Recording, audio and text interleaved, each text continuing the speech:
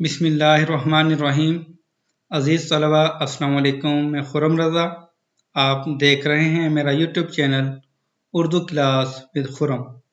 حاضر ہوں آج نئے عنوان کے ساتھ۔ آج کا ہمارا عنوان ہے 11ویں جماعت کی گلزار اردو میں سے نعت۔ نعت ہے: سارے نبیوں کے عہدے بڑے ہیں لیکن آقا کا منصب جدا ہے۔ وہ امام صفِ انبیاء ہیں لیکن ان کا رتبہ بڑوں سے بڑا ہے۔ آج اس نعت کی مکمل تشریح ہم سیکھنے کی کوشش کریں گے اور ساتھ میں آج پڑھیں گے جو شاعر ہیں اس نعت کے اقبال عظیم، ان کا مختصر سا تعارف۔ بڑھتے ہیں اپنے لیکچر کی طرف۔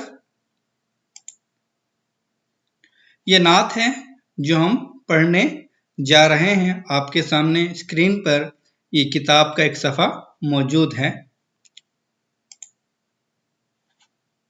شاعر کا تعارف: نام اقبال عظیم اور تخلص اقبال تھا۔ وہ 8 جولائی 1913 عیسوی کو میرٹھ میں پیدا ہوئے۔ 1940 عیسوی میں آگرہ یونیورسٹی سے ایم اے اردو کا امتحان پاس کیا۔ وہ 1950 عیسوی تا 1970 عیسوی تک مشرقی پاکستان مطلب موجودہ بنگلہ دیش میں سرکاری کالجوں میں پروفیسر اور صدر شعبہ رہے۔ 1950 تا 1970 تک۔ 22 ستمبر 2000 عیسوی کو کراچی میں انتقال ہوا۔ مطلب یہ ہے کہ 1970 میں وہ کراچی یا پاکستان واپس آ گئے تھے اور یہیں پر کراچی میں ان کا انتقال ہوا۔ ان کی تصانیف ہیں مشرقی بنگال میں اردو۔ یہ مشرقی بنگال ہے۔ کتاب پر جو غلطی سے ناشر کی غلطی کہہ لیں یا جنہوں نے ٹائپ کیا ہے اس کی غلطی کہہ لیں، وہاں پر پنجاب لکھا ہوا ہے، حالانکہ یہ بنگال ہے، مشرقی بنگال میں اردو۔ قاب قوسین یہ نعتیہ کلام کا مجموعہ ہے۔ مضراب، لب کشا، مضراب و رباب، چراغ آخر شب یہ ان کی غزلوں کا مجموعہ ہے۔ یہ تھا شاعر کا تعارف۔ بڑھتے ہیں اپنی نعت کی طرف۔ شعر نمبر 1 ہے: سارے نبیوں کے عہدے بڑے ہیں لیکن آقا کا منصب جدا ہے۔ وہ امام صفِ انبیاء ہیں، ان کا رتبہ بڑوں سے بڑا ہے۔ منصب کہتے ہیں عہدے کو۔ امام صفِ انبیاء وہ امام جنہوں نے انبیاء کی جماعت کروائی۔ ٹھیک ہے۔ اس شعر کا مرکزی خیال ہے کہ انبیاء کی امامت سے آپ وسلم کا رتبہ، ان کا مرتبہ بیان کیا گیا ہے۔ ٹھیک ہے۔ تشریح ہے: شاعر کہتا ہے کہ حضور اقدس خاتم النبیین صلی اللہ علیہ وسلم چونکہ تمام انبیاء کے سردار اور سب نبیوں کے خاتم ہیں، اللہ تعالیٰ نے سید المرسلین کی ذات کو سب سے الگ، سب سے جدا، سب سے اعلیٰ و ارفع مقام عطا فرمایا ہے۔ واقعہ معراج کے موقع پر جب حضرت جبرائیل علیہ السلام آپ وسلم کو بیت اللہ سے بیت المقدس لے گئے تو اس وقت تمام انبیاء کرام صف باندھے کھڑے تھے۔ آپ وسلم نے ان کی امامت کروائی۔ یہ تھی شعر نمبر 1 کی تشریح۔ امید ہے کہ آپ کو شعر نمبر 1 کی تشریح سمجھ میں آ گئی ہوگی۔ بڑھتے ہیں شعر نمبر 2 کی طرف۔ شعر نمبر 2 ہے: کوئی لفظوں میں کیسے بتا دے، ان کے رتبے کی حد ہے تو کیا ہے۔ ہم نے اپنے بڑوں سے سنا ہے، صرف اللہ ہی ان سے بڑا ہے۔ ایسا کوئی مشکل لفظ نہیں ہے اس شعر میں۔ اس شعر کا مرکزی خیال یہ ہے کہ آپ وسلم کی عظمت یہ ہے کہ اللہ تعالیٰ ہی صرف ان سے بڑے ہیں۔ ٹھیک کہ آپ وسلم جو ہیں وہ اللہ تعالیٰ ان سے بڑے ہیں، اور اللہ تعالیٰ کے بعد جو مرتبہ ہے، جو عظمت ہے، جو عظیم شخصیت ہیں وہ آپ وسلم ہیں. ٹھیک ہے.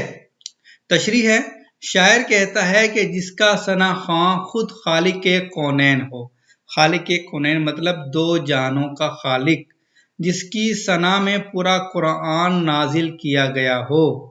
بھلا ایک عام انسان اس کی عظمت کا اندازہ کیسے لگا سکتا ہے اور اس کی ثنا کیسے بیان کر سکتا ہے؟ شاعر کہتا ہے کہ میں آپ وسلم کے رتبے کی حد بیان کرنے سے قاصر ہوں. آپ وسلم کی شان، ان کا مرتبہ بیان کرنے کے لیے میرے پاس الفاظ نہیں ہیں کہ میں ان کا جو مرتبہ ہے، ان کا رتبہ ہے، میں اپنے الفاظ میں بیان نہیں کر سکتا. میرا جو علم ہے وہ ناقص ہے، میرے پاس اتنے الفاظ نہیں ہیں، یا میں اس کا ادراک نہیں رکھتا کہ آپ وسلم کا رتبہ بیان کر سکوں. پھر آخر میں بات کو یہاں ختم کرتا ہے کہ میں صرف اتنا کہنا چاہوں گا یا اتنا کہتا ہوں کہ میں نے اپنے بڑوں سے سنا ہے. ٹھیک ہے. جو بچپن سے وہ سنتا آیا ہے اپنے بڑوں سے، میں نے اپنے بڑوں سے سنا ہے کہ صرف اللہ تعالیٰ آپ وسلم سے بڑے ہیں، کیونکہ ہم بھی یہی بچپن سے سنتے آئے ہیں کہ جو اللہ تعالیٰ آپ وسلم سے جو بڑے ہیں وہ اللہ تعالیٰ ہی ہیں، اور اللہ تعالیٰ کے بعد آپ وسلم کا مرتبہ ہے، ان کا رتبہ ہے. امید ہے کہ آپ کو شعر نمبر 2 کی تشریح بھی سمجھ میں آ گئی ہوگی. بڑھتے ہیں شعر نمبر 3 کی طرف. شعر نمبر 3 ہے: وہ جو ایک شہر نور الہدا ہے، جلوہ گاہوں کا ایک سلسلہ ہے، جس کی ہر صبح شمس الضحیٰ ہے، جس کی ہر شام بدر الدجا ہے. نور الہدا کہتے ہیں ہدایت کا نور. ٹھیک ہے. اب شہر نور الہدا تو ایسا شہر جو ہدایت کا نور کہلائے. ٹھیک. ہر صبح شمس الضحیٰ. شمس الضحیٰ کا مطلب یہ ہے کہ ایسی صبح جب جو سورج ہوتا ہے مکمل طور پر جو ہے وہ روشن ہو جائے اور اس کے اندر تپش آ جائے.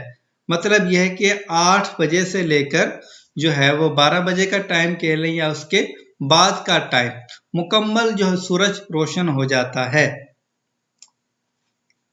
اور ہر شام بدر الدجا.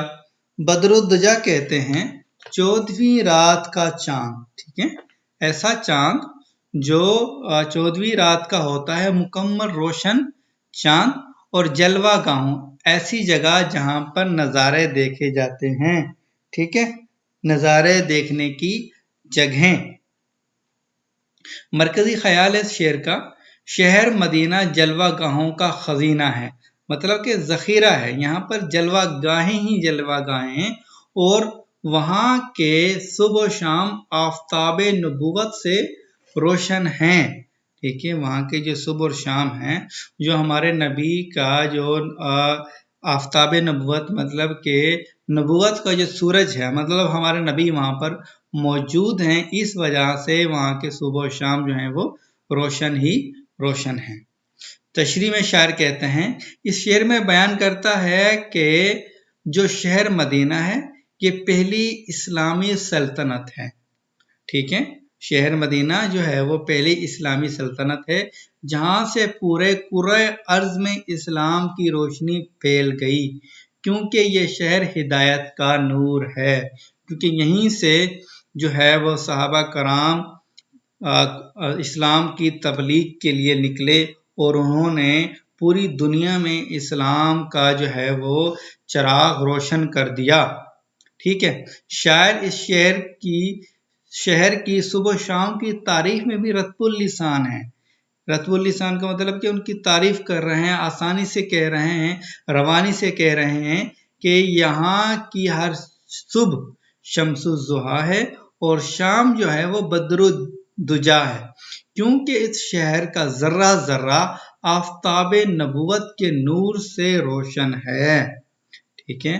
ہمارے نبی کے موجود ہونے کی وجہ سے وہاں جو ہے وہ جو شہر، وہاں کی جو شہر کی صبح جو ہے وہ شمس الضحیٰ ہے اور شام جو ہے وہ بدر الدجا ہے. وہاں روشنی ہی روشنی ہے، نور ہی نور ہے. मदीना मुनव्वरा कायनात अर्ज़ो समा का वो नगीना है जहाँ हर लम्हा आसमान से रहमत की झिम होती रहती है। यह शहर जलवागाहों का खजीना है जो हमारी आंखों को ठंडक बख्शती हैं। वो जलवागाहें जिन्हें हम देखकर अपनी आंखों को ठंडक पहुंचाते हैं और हमारी रूह को सुकून मिलता है और हमारे दिल को चैनो करार आता है। उम्मीद है कि आपको शेर नंबर 3 की तशरीह भी समझ में आ गई होगी। बढ़ते हैं शेर नंबर 4 की तरफ। शेर नंबर 4, नाम जन्नत का तुमने सुना है, मैंने उसका नज़ारा किया है। नून गुन्ना आना था, गलती से नून आ गया। मैंने उसका नज़ारा किया है। मैं यहाँ से तुम्हें क्या बता दूं, उनकी नगरी की गलियों में क्या है। शायर ने शहर मदीना को जन्नत से तशबीह दी है। मदीना तैयबा को जन्नत से तशबीह दी गई है और वहाँ की गलियाँ खुशबुए रसूल से महक रही हैं। ठीक है। शायर शहर मदीना को जन्नत करार देते हुए कहते हैं कि मैं तुम्हें वहाँ के मनाजिर, वहाँ की दिलकशी, वहाँ की खूबसूरती, वहाँ की दिल फरेबी, वहाँ की रौनक का क्या हाल सुनाऊं। मैं जो वहाँ देख आया हूँ अपने अल्फाज में बयान करने से कासिर हूँ। मैं अपने अल्फाज में बयान नहीं कर सकता। जो मनाजिर में देख कर आया हूँ, मेरे अल्फाज वहाँ की हकीकत को, वहाँ के माहौल को बयान नहीं कर सकेंगे। मेरे वहाँ पर जो एहसासात थे, जो जज्बात वहाँ पर देखने के बाद हुए, आप पढ़कर वो एहसासात और जज्बात आपके नहीं होंगे। ठीक है। मेरा कलम तहरीर नहीं कर पा रहा और मेरी ज़बान बता नहीं पा रही जो मेरी आंखों ने देखा है। वहाँ के माहौल का क्या बयान हो, सुभान अल्लाह। और वहाँ फ़ज़ा ऐसी पुरकैफ, माशाअल्लाह, जो रूह को सुकून बख्शती है और दिल को चैन देती है। मदीना तैयबा की नगरी का और उसकी गलियों का गोशा गोशा खुशबुए रसूल से महक रहा है। ठीक है। उम्मीद है कि आपको शेर नंबर 4 की भी तशरीह समझ में आ गई होगी। बढ़ते हैं शेर नंबर 5 की तरफ। शेर नंबर 5, कितना प्यारा है मौसम वहाँ का, कितनी पुरकैफ सारी फजा है। तुम मेरे साथ खुद चल के देखो, गर्द तैयबा भी खाके शिफा है। पुरकैफ का मतलब है सुरूर मस्ती से भरी हुई, ऐसा सुरूर जो हमारे रूह को सुकून पहुंचा दे। ठीक है। ऐसा सुरूर जो हमारी रूह को सुकून पहुंचा दे। पुरकैफ का मतलब है कि सुरूर व मस्ती से भरी हुई।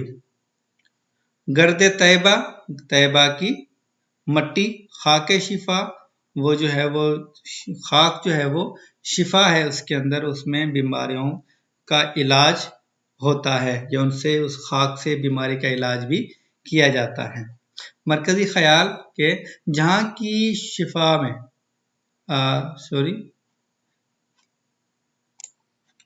मरकजी ख्याल है जहाँ की मट्टी में शिफा अल्लाह ताला ने रखी हो, वहाँ की फ़ज़ा कैसी होगी। ठीक है। कि जहाँ की मट्टी में भी शिफा हो तो वहाँ की फ़ज़ा की अहमियत का अंदाज़ा आप लोग लगा सकते हैं कि वहाँ की फ़ज़ा कैसी होगी। तशरीह में शायर कहता है कि मदीना मुनव्वरा आम शहरों की तरह नहीं है, बल्कि उसे दयार नबी सल्लम होने का एजाज़ हासिल है। ये वो शहर है जो हुस्नुल लताफ़त का मुरक्का और अनवार तजल्लियात का मखज़न है। ठीक है। ये वो शहर है जो हुस्नुल लताफ़त का मुरक्का और अनवार तजल्लियात का मखज़न है। हुस्नुल लताफ़त का मुरक्का से मुराद ये है कि वहाँ पर रंग बिरंगे मनाजिर हैं। रंग बिरंगे मनाजिर का मतलब यह है कि वहाँ पर जो जगह हैं, जो खूबसूरत जगह हैं, جو جہاں پر ہمارے نبی قیام فرمایا کرتے تھے یا ہمارے نبی گزرا کرتے تھے، ان جگہوں کے بارے میں حسن و لطافت کی وجہ سے انہوں نے یہ لفظ استعمال ہوا ہے کہ وہاں جو حسن و لطافت ہے وہ بھرا ہوا ہے ہمارے نبی کے ہونے کی وجہ سے ان جگہوں میں، اور وہاں پر نور کی تجلیات ہی تجلیات ہیں۔ دراصل یہ خدا کی رحمتوں کا خزینہ ہے اور پرسکون فضاؤں کی اماج گاہ ہے، جس کے ماحول میں رسول صلی اللہ علیہ وسلم کی پاکیزہ سانسیں رچی بسی ہیں۔ مدینہ طیبہ کی سرزمین میں اللہ تعالیٰ نے شفا ہی شفا رکھی ہوئی ہے۔ جو لوگ مدینہ طیبہ کی سرزمین میں رہ کر اللہ تعالیٰ سے صحت کی یا شفا یابی کی دعا کرتے ہیں تو اللہ تعالیٰ قبول فرماتے ہیں، کیونکہ مدینہ طیبہ کی مٹی میں بھی شفا ہے۔ ٹھیک ہے، امید ہے کہ آپ کو شعر نمبر 5 کی تشریح سمجھ میں آ گئی۔ بڑھتے ہیں شعر نمبر 6 کی طرف، اور یہ ہماری نعت کا آخری شعر۔ مستقل ان کی چوکھٹ عطا ہو، میرے معبود یہ التجا ہے، کوئی پوچھے تو یہ کہہ سکوں میں، باب جبریل میرا پتہ ہے۔ شاعر کی التجا ہے کہ در نبی صلی اللہ علیہ وسلم پر اس کا قیام ہمیشہ کے لیے ہو جائے، وہ وہاں پر جو ہے ہمارے نبی کے جو در ہے وہاں پر ان کو ہمیشہ کے لیے رہنا نصیب ہو جائے۔ تشریح میں شاعر کہتے ہیں کہ شاعر التجا کر رہا ہے، استدعا کر رہا ہے، اے میرے معبود مجھے ہمیشہ کے لیے سید المرسلین رحمت للعالمین کی چوکھٹ عطا ہو جائے، دیار نبی میں ہمیشہ کے لیے قیام نصیب ہو جائے، میرے شب و روز وہیں گزریں۔ اگر کوئی میرا پتہ پوچھے تو میں بتا سکوں کہ میرا پتہ باب جبریل ہے، وہ دروازہ جہاں جبریل علیہ السلام تشریف لایا کرتے تھے۔ ہماری نعت یہاں پر ختم ہوئی۔ امید ہے کہ آپ کو یہ ہماری ویڈیو پسند آئے گی۔ اگر پسند آئے لائک کیجئے، کمنٹس کیجئے اور شیئر کیجئے، اور جن دوستوں نے ابھی تک ہمارا چینل سبسکرائب نہیں کیا ان سے گزارش ہے کہ ہمارا چینل سبسکرائب کریں اور بیل آئیکن کے بٹن کو پریس کریں تاکہ نئی ہماری آنے والی ویڈیو آپ تک بآسانی پہنچ سکے۔ شکریہ۔